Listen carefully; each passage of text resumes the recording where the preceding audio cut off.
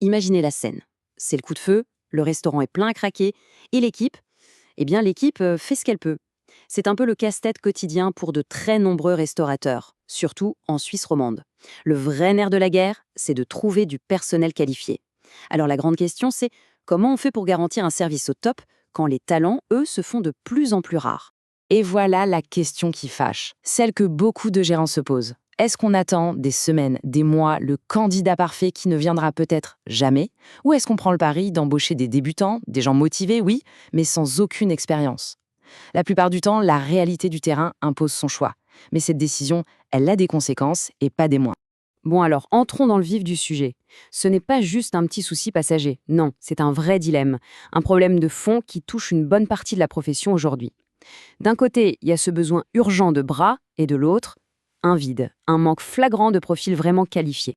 La réalité du marché, elle est assez simple et un peu brutale, il faut le dire. Les palaces, les restaurants étoilés, ils ont les moyens d'attirer et d'aspirer la crème de la crème, les meilleures sorties des écoles hôtelières. Pour tous les autres, les bistrots, les brasseries, les restaurants de quartier, le vivier de talent se réduit comme peau de chagrin. On est obligé de faire avec les moyens du bord. Ce graphique, il parle de lui-même. Pas besoin d'être un grand expert pour comprendre. D'un côté, une toute petite barre, le peu de diplômés réellement disponibles sur le marché. De l'autre, une barre immense, les besoins colossaux de tout le secteur. Et ce fossé, ce déséquilibre, il a un coût. Un coût énorme en efficacité et au final, en chiffre d'affaires. Parlons-en justement des conséquences, parce qu'un service qui part dans tous les sens, ce n'est pas juste quelques assiettes qui arrivent en retard, non, c'est bien plus grave que ça, c'est carrément la santé de l'établissement qui est en jeu. Et ce constat, il ne sort pas de nulle part. Il vient de Maurice, un expert avec 25 ans de bouteilles dans les palaces et les étoilés. Il a vu de ses propres yeux des jeunes pleins de potentiel se décourager, se perdre, tout ça parce qu'il manquait un cadre, une formation efficace pour les guider. C'est un gâchis énorme, pour eux comme pour les restaurants. L'effet domino est presque mathématique. Un service désorganisé, ça crée de la tension, du stress en salle. Les clients, évidemment, ils le sentent tout de suite. Derrière, les avis négatifs sur Internet pleuvent, et pour l'équipe, le moral tombe en chute libre. C'est un véritable cercle vicieux qui s'installe. Moins 20%. Ce chiffre, il fait froid dans le dos. C'est la perte de clientèle qu'un restaurant peut subir en une seule saison. L'impact financier d'un service chaotique, ce n'est pas une vague théorie, non. C'est une réalité brutale, concrète et chiffrée. Alors, comment on sort de là? On baisse les bras? Pas du tout. Il existe une solution. Mais attention, pas une solution théorique sortie d'un manuel, non. Une approche qui a été forgée sur le terrain, dans le feu de l'action. Une méthode qui permet de transformer ce problème en une véritable force. Et voici le concept, le coaching sur site. Oubliez les formations dans une salle de classe avec un PowerPoint. Là, on parle d'une intervention de 3 heures, hyper intensive, en immersion totale. Ça se passe où? Dans le restaurant. Quand? Pendant un vrai service. C'est une approche proposée par Maurice lui-même pour être au plus près de la réalité.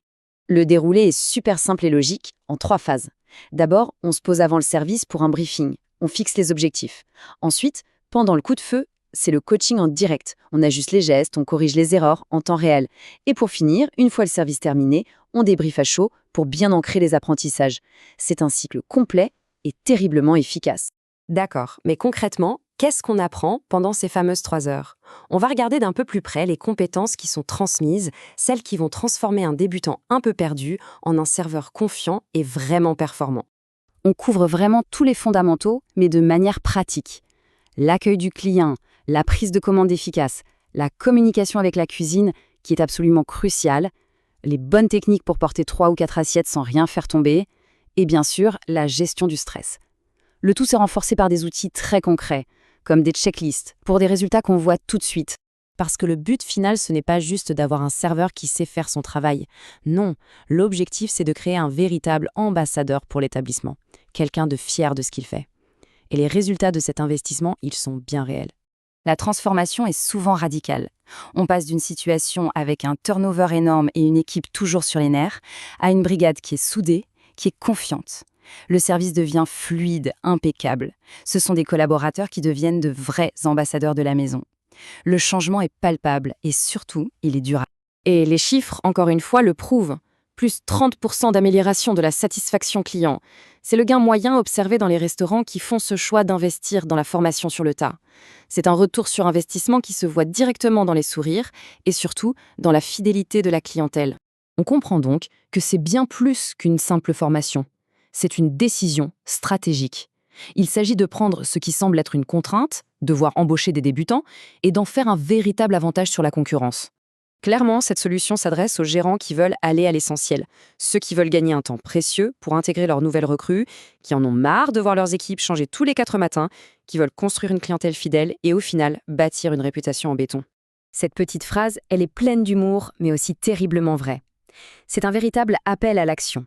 Il vaut mieux investir un peu en prévention, dans la formation, plutôt que de devoir gérer une crise quand les problèmes sont déjà là et que la réputation est entachée. On termine donc avec cette question. La promesse, elle est là. Arrêtez de subir la pénurie de personnel et plutôt s'en servir pour en faire un levier de croissance, un moteur d'excellence. La balle est maintenant dans le camp des restaurateurs.